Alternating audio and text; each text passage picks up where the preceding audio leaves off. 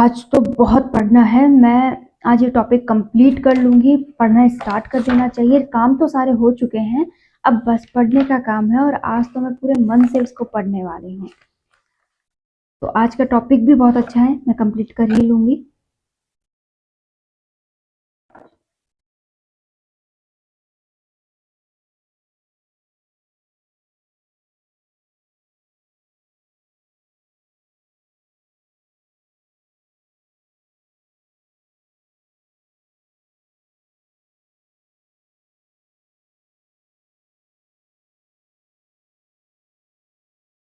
नींद आने लग गई। आज तो मेरे से नहीं पढ़ा जाएगा। मैं कल सुबह जल्दी उठ के पढ़ लेती हूँ। सुबह जल्दी का ही ठीक रहेगा। अभी सो जाती हूँ, सुबह जल्दी नींद खुल जाएगी और मैं सुबह अच्छे से पढ़ लूंगी। ठीक है, सोने चलते हैं। चलो, मोबाइल में अलार्म भर दूं और सो जाती हूँ। ये क्या आ रखा है, थोड़ा सा देख लेती हूँ।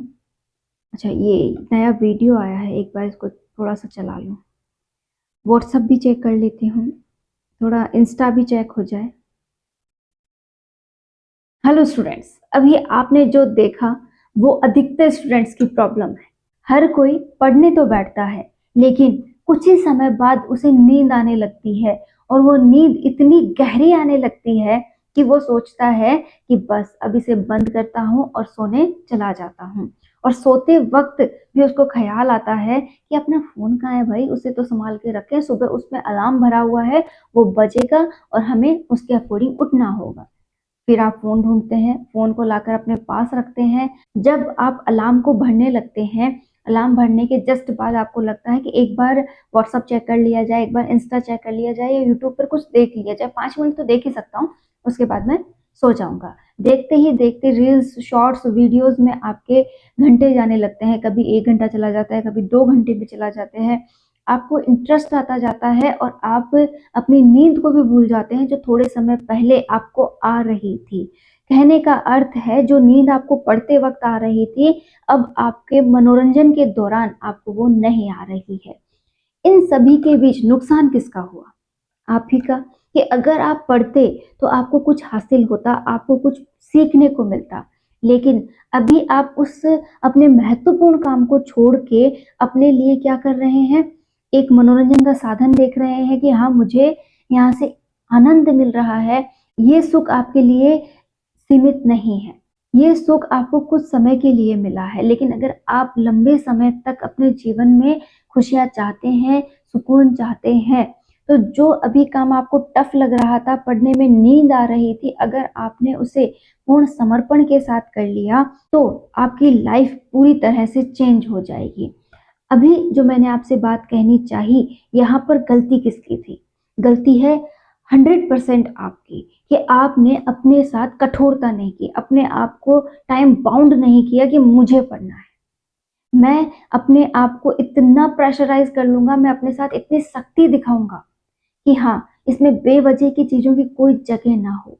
नींद ही तो आ रही थी, मुझे 5 या 6 घंटे मिनिमम सोना है। उससे पहले मैं सोकर क्या करूंगा? मुझे मेरे लक्ष्य तक पहुंचना है।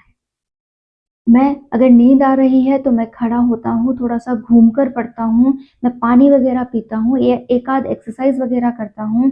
ऐसे बहुत से काम करते हुए मैं अपनी नींद को उड़ा लूंगा। और यकीन मानिए, जब भी आपको पढ़ते वक्त नींद आ रही हो ना, वो आपके लिए आपकी परीक्षा है कि अगर आप उससे जीत गए, आपने 10-15 मिनट उसे झेल लिया कि आ रही है तो आने दे, मैं इसके साथ कंफर्टेबल हूँ, मैं कुछ ना कुछ जुगाड़ पाती करके इसे भगा दूंगा और मैं पढ़ लूंगा। अगर आप अपने साथ ऐसा रवैया रखते हैं ना, तो आप पढ़ लोगे। और अगर आप वहीं पे हार गए, आपने अपने आप को सरेंडर कर दिया कि भाई मुझे तो आ रही है नींद, मैं सोने जा रहा हूँ, तो वो आपकी परीक्षा में आप क्या हो गए? फेल हो गए। और आप वहीं पे फेल नहीं हुए, आप हर एक परीक्षा में वहां से फेल होते जाते हैं। तो अगर आपको जीतना है तो सबसे पहले अपने आप से जीतिए, अपनी कमियों से जीतिए, अपने अंदर हर एक प्रकार की कमी को पहचानिए कि मैं कहाँ गलतियां कर रहा हूँ। और आपको लगता है कि मुझे मेरी गलतियां समझ में नहीं आ रही हैं, तो हर दिन आपने कहाँ गलती की, कहाँ टाइम वेस्ट किया, कहाँ आपके साथ चूक हुई, उन हर एक पॉइंट्स को आप नोट करने लग जाइए। और दूसरे दिन उन पॉइंट्स को ना दोहराने की कसम खाइए कि हाँ, मैं ये गलतियां कल नहीं दोहराऊंगा।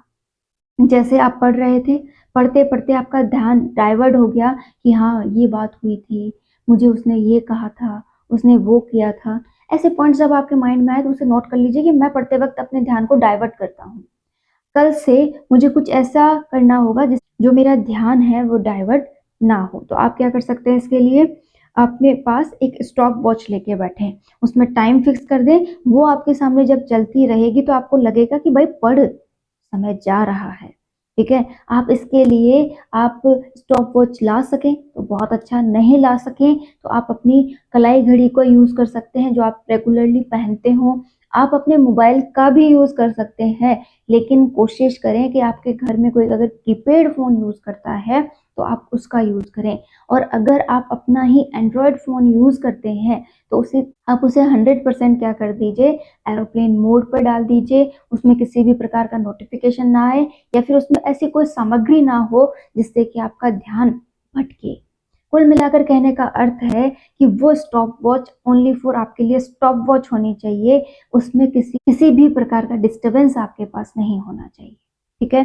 अब आप पढ़िए, अपनी घड़ी के अकॉर्डिंग पढ़िए, सोचिए कि अगर मैंने ये पॉइंट याद नहीं किया तो इतना समय वेस्ट हो जाएगा।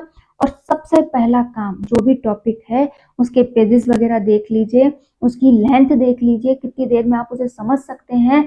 ये सभी पॉइंट पे फोकस करते हुए उसके लिए टाइम बाउंड हो जाइए कि ये ऐसा टॉपिक है, इतने पेजेस है, ये मैंने पहले नहीं पढ़ा है इसलिए मेरे लिए नया है, मुझे इतना समय तो लग ही जाएगा। उस टाइम को आप उस स्टॉप वॉच में डालिए और पढ़ने बैठ जाइए। और फिर पूरे कंसंट्रेशन के साथ, मतलब ध्यान को भटकाना नहीं है, दो ही काम करने हैं, पढ़ना है, जब भी ध्यान भटके नजर उठे घड़ी पे जाए, ठीक है? और आप वापस से लौटकर अपनी पढ़ाई पर आ जाए, ठीक है? नींद वगैरह आने लगे तो वही बुक उठाइए और घूमते घूमते पढ़ने लग जाइए। पानी वगैरह पी लीजिए, ठीक है? चलते चलते पढ़ेंगे, पानी वगैरह पियेंगे तो नींद वैसे ही उठ जाएगी। क्लियर हो गया ये पॉइंट।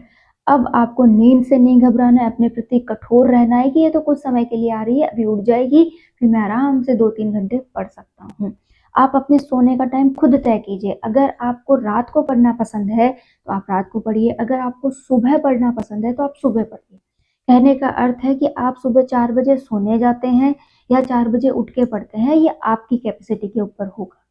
आपको किसी की नकल नहीं करनी है कि वो कब पढ़ता है। अगर अरे हाँ, वो इस समय पढ़ता है इसलिए टॉप कर रहा है, ऐसा कुछ नहीं है। हर एक इंसान की कैपेसिटी अलग है, क्या पता आप उसके अपोजिट टाइम पे पढ़ के भी टॉप कर जाए। फॉलो बिना किसी को फॉलो करे अपनी लाइफ में आगे बढ़े।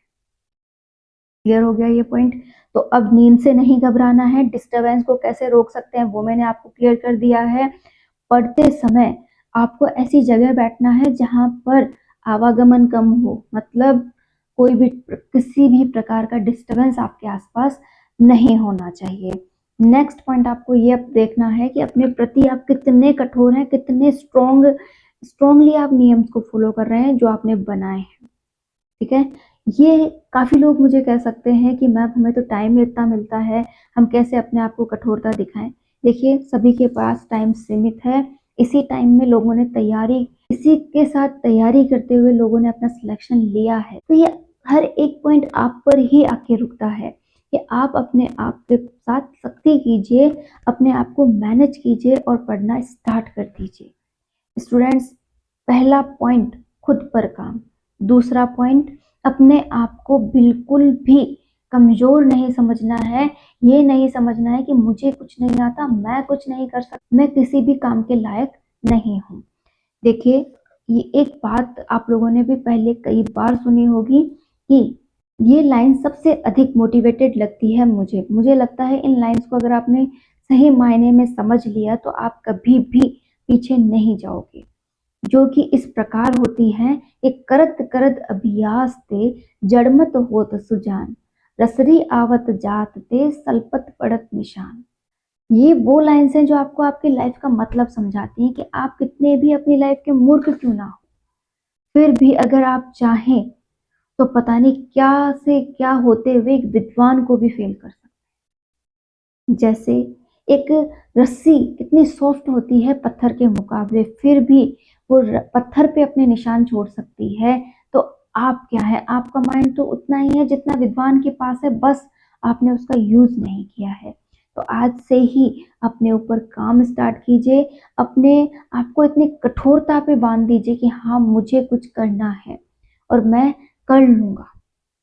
मैं किसी भी प्रकार के डिस्टर्बेंस से अपने आप को पीछे नहीं धकेलूँगा, चाहे वो मेरे खुद के डिस्टर्बेंस हो या फिर मेरे आसपास के लोगों के द्वारा डिस्टर्बेंस तैयार किए गए हों, मैं अपने आप को 100% देते हुए आगे बढ़ूँ। स्टूडेंट्स, ये वही पॉइंट्स हैं जिन पर आप अपने आप को हरा हुआ महसूस करते हैं। आप सोचते हैं मेरे पास तो उसके जैसे संसाधन ही नहीं है, मेरे पास उसकी जैसी बुक्स ही नहीं है, मेरा सिलेक्शन होगा या नहीं होगा। एक बात ध्यान रखिए, आपके पास अगर सेकंड हैंड बुक है, साथ ही साथ उसमें मटेरियल भी कंप्लीटली आपको नहीं मिल रहा है, आप कहीं ना कहीं से उसको इकट्ठा करते हुए पढ़ रहे हैं और आप बहुत संघर्ष कर रहे हैं, तो भी आपका सिलेक्शन हो सकता है, बजाय उसके जिसके पास सारे संसाधन हैं। क्योंकि संसाधन होने से कुछ नहीं होता है, संसाधन को कितने अच्छे प्रकार से पढ़ा गया है, उसको कितने अच्छे से यूज लिया गया है, उसी से सिलेक्शन होता है। और जिसके पास संसाधन कम होते हैं ना, वो तो उसकी अहमियत ज़्यादा जानता है कि हाँ, मुझे ये चीज़ नहीं मिली है, मुझे इसका बहुत अच्छा यूज़ करना है, अगर ये मुझे एक बार मिलती है तो। एक और बात ध्यान रखिए, आपको जो लाइफ मिली है, जैसी मिली है, भगवान को धन्यवाद दीजिए कि मुझे इतनी अच्छी लाइफ दी है आपने, क्योंकि कईयों के पास तो आपके जैसी भी लाइफ नहीं है। तो हमें हर परिस्थिति में अपने आप को स्ट्रांगली खड़ा करना है। जो भी संसाधन मिले हैं, जो भी संसाधन हमें मिले हैं, उन्हें पॉजिटिवनेस में लेते हुए ये सोचना है कि इसका उपयोग मैं किस प्रकार से कर सकता हूँ अपने लक्ष्य तक पहुंचने में। और यकीन मानिए, आप कर लोगे एकदम बेस्ट वाला जुगाड़ और अपने आप को सफल भी बना लो।